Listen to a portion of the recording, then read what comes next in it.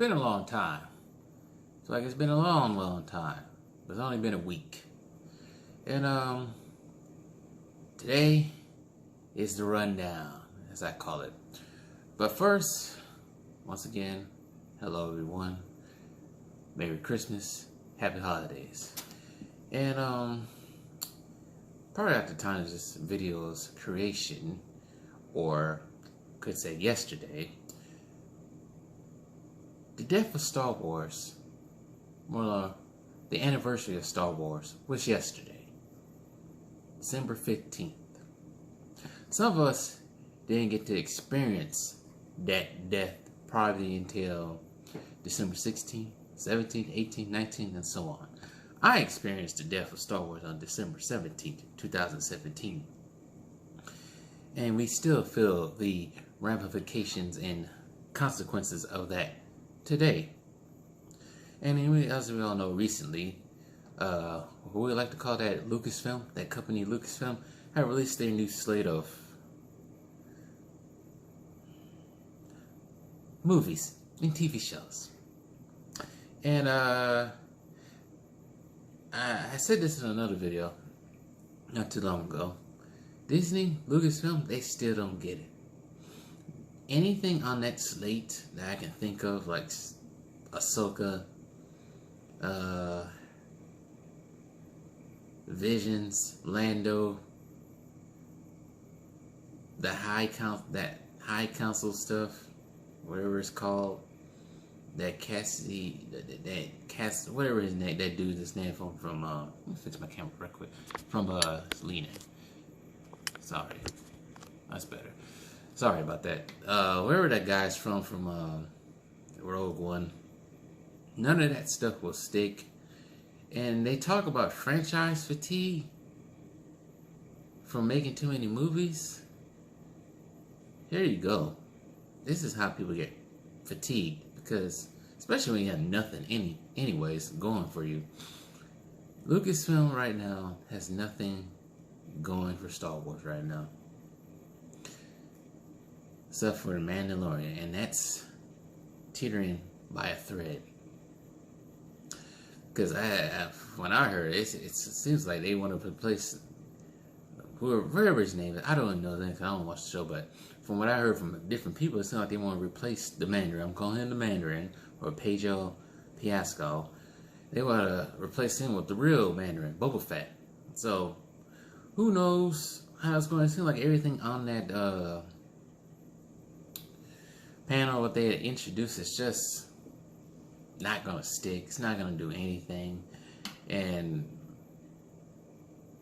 that Star Wars ObiWan, I don't think that's going to do anything. It's not really much. Like, some of us did crave for ObiWan, but the way things are going with that company now, I don't know. But it's not really much you can do with ObiWan, really. He's pretty much a hermit in the hills. I guess you can't have every episode dealing with some type of mental trauma from Anakin's fall or just being with the Jedi. I don't think you can do that every episode. Get away with that. But I'm curious to see how they do that. And Kathleen Kennedy sits on about him and Obi-Wan and Darth Vader / Anakin having a rematch. No, they wouldn't have a rematch. Don't try to add stuff in. This is the problem with Lucasfilm. And problem with not Marvel, but Disney altogether. They always keep trying to add stuff in that don't make any sense, especially when it comes to Star Wars.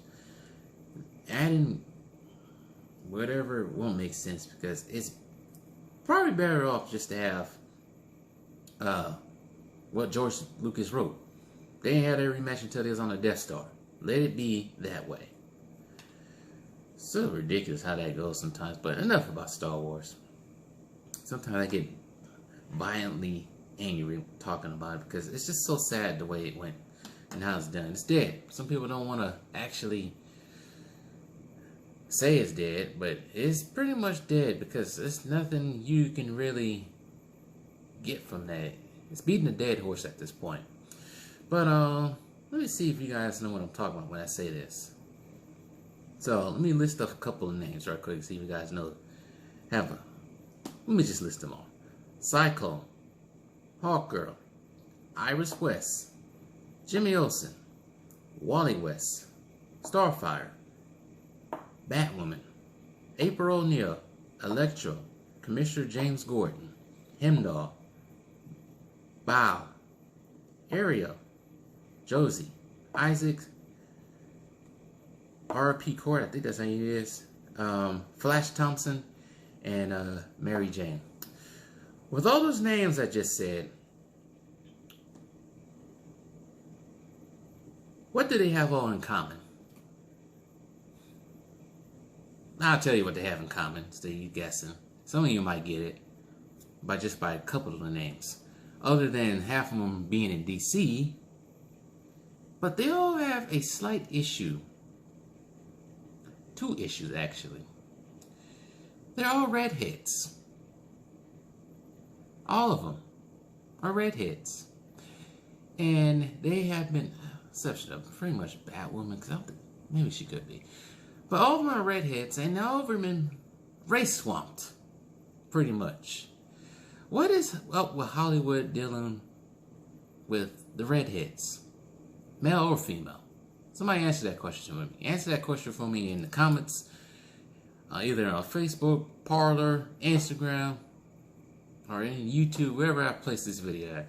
Answer that question for me, because that's all they all in common. They all been redheads, and they all been race swamped to be my colors. Well, maybe except Flash Thompson. Flash Thompson was pretty much race swamped to be, I don't know what that kid was supposed to be, but he's not the Flash Thompson we all know. And that's kind of one of the things I don't like about the MCU Spider-Man. I'll leave it at that. But some of those characters that I named that have been race swamped, it's like, why? Like, they race swamped Iris West and Wally West for the Flash show. They're black now on that show. Starfire is black, even though she's supposed to be an alien. Okay. Electro, Jamie Foxx played that. James Gordon will be played by the newest Felix Leiter. I can't even think of his name right now. Hemdall was Idris Elba. Ariel will be played by that new chick that was part of some band, I guess. Ariel the Mermaid. Mary Jane is no longer Mary Jane in the MCU Spider-Man. She's just MJ. We know that they're trying to basically put Zendaya as MJ. That's what they're trying to do with that. Who else is on this list? Hawk Girl. I think that girl's mixed. Because the Hawk Girl I'm talking about was the one on Legends of Tomorrow. Which was kind of weird, but there's different versions of Hawk Girl. Cyclone is basically the newest one. That's pretty much why I brought this up. Because Cyclone is the newest race swamp. Cyclone is basically, I think, if I'm not wrong, I'm too much familiar with the Red Tornado. I'm familiar with the Red Tornado, but it's associated with the Red Tornado, which is a android that basically can mimic wind speeds, tornadoes, all kinds of stuff. Made by T.O. Morrow, another villain of the Justice League, scientist. But she's gonna be in the Black Adam movie, and I guess that was who The Rock picked. And I'm not gonna go into further what the actress is about, but yeah, let's just leave it at that. I'm trying to be nice. But the other ones on this list, I don't know why, but it just sounds weird. Like Josie. Oh, Josie is basically Josie from the Josie and the Pussycat Dolls. Sorry, I had a tough time trying to pronounce that for some reason. I don't know why. They already had a black person in that group. Anybody watch that show back in the day? You know what I'm talking about. The rest of them I'm not really too familiar with. I never understood why they did Electro. But I guess they wanted the big name of Jamie Foxx, I guess.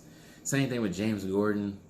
I didn't know April O'Neil was Race Swamp, I guess. And I still never really understood the Starfire decision in Titans. I don't get that one. I mean, as we all know, Batwoman. You know the whole that. You know what? The thing with the actress playing Batwoman, she is. But other than that, the show is probably gonna go downhill if it hasn't gone downhill already. But that's pretty much what I wanted to say about the whole redhead swamp thing. I just think it's kind of weird that happens. That keeps happening in Hollywood. But Let me go down the list. Okay, so we talked about the redheads. Now we're down to Wonder Woman 84 runtime. I'm not gonna talk too much about it, but 2 hours and 31 minutes. You know what? When I was younger, I used to like watching younger movies, longer movies. But after seeing Endgame,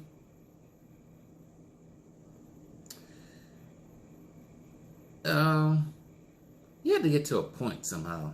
I like the point to get quicker, not spread out. Quicker. Because some parts of the Endgame are just like, you can watch the beginning, and then you just get to the end. You don't really miss anything. Because you know what's going to happen. But, 2 hours and 31 minutes, like I said, I hope it's good. Expect a review on that pretty soon. I just hope it's good. I hope it's not an hour of just talking in a restaurant somewhere or something like that. It's Wonder Woman. It's supposed to be kicking butt and all kinds of stuff, but that's just me. I don't know if anybody else out there don't like long movies. I used to like long movies, but a movie is an hour and 30, hour 45, maybe 2 hours, maybe 2 hours and 15 minutes. That's good, but when you get past that, you lose me. Unless the movie's just action-packed for 3 hours straight, but that's hard. So that's pretty much all I want to say about that. Star-Lord. Marvel has came out and said Star-Lord is part of the community. The LGBTQ community. So, he's bi now. I don't know how Chris Pratt feels about that, but this is what I have to say. This is what I wanted to say about the whole Batman being black thing now.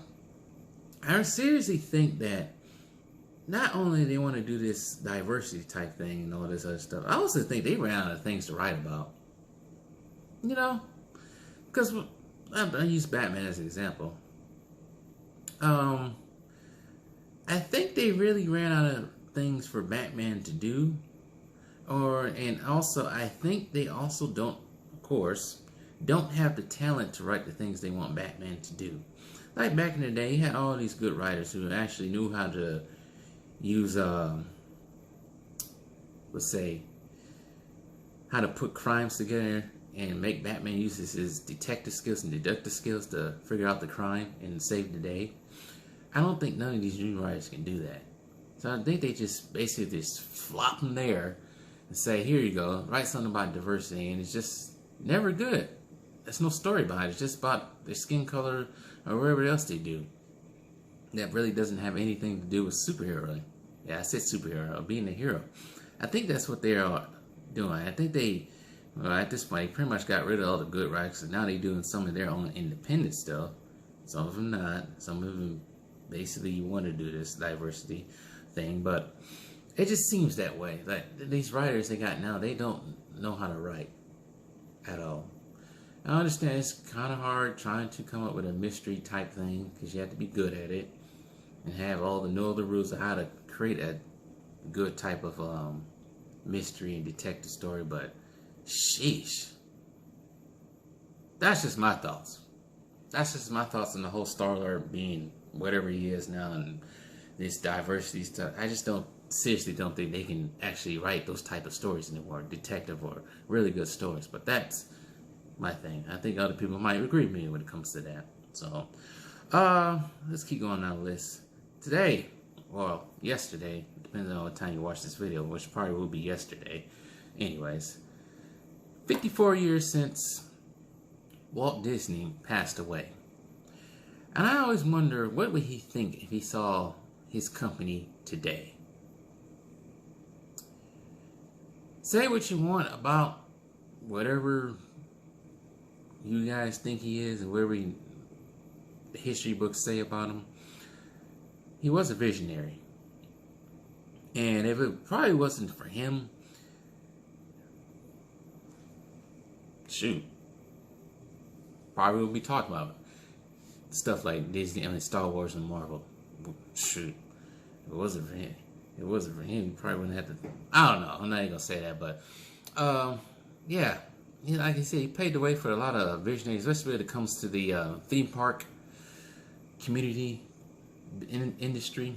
He did a lot of things for that. He probably wouldn't have Disneyland, Disney World, Universal, and all those Six Flags, all that stuff without him. Because from what I done, because I am a historian, that's what I got my degree in, I realized or researched that a lot of people, including Universal, Six Flags, I want to say not, but Cedar Point and all those type of places, a lot of people, even people overseas, came to Walt during these times and tried to ask for him for help, and he gave them the help, gave them a few pointers on how to create a theme park. Like I said, if it wasn't for him, we wouldn't have all this animation, we wouldn't have theme parks and all of that. But there you go, 54 years today, or yesterday now. But I think that's all I wanted to say. There's a lot of other stuff going on, like Tom Cruise flipping out during the filming of what was it, Mission Impossible 7? I lost count, over the COVID restrictions. I guess somebody was not following the rules, but I thought it was quite funny. It's like a little. Go see the video yourself. Tom Cruise flipping out over COVID. People not listening to the COVID restrictions. I thought it was quite funny. There is one more last thing. I don't know if this is true. I think it's a rumor. I just saw this somewhere, but Thomas Hayden Church, I think it is, and William Dafoe are set to return as Sandman and Green Goblin in the third Spider-Man film, the MCU Spider-Man, I should say. So it's amazing. I want to see how this is going to turn out, because we had the rumor last week that Alfred Molina might return as Doc Ock.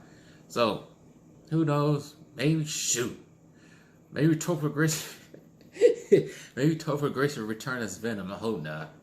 Just give it to Tom Hardy. Let Tom Hardy be Venom or something. We don't need to see Topher Grace as Venom anymore. Shoot, maybe not. Maybe James Franco won't return. He's been kind of quiet lately, but yeah, just a few things from the Marvel side. So you might see Sandman and Green Goblin again. Who knows? And for those sports ball people out there, if you guys are interested. So last week I went 11-5 with my picks, right? So this week, for week, is it 14, 15 now? I lost count now.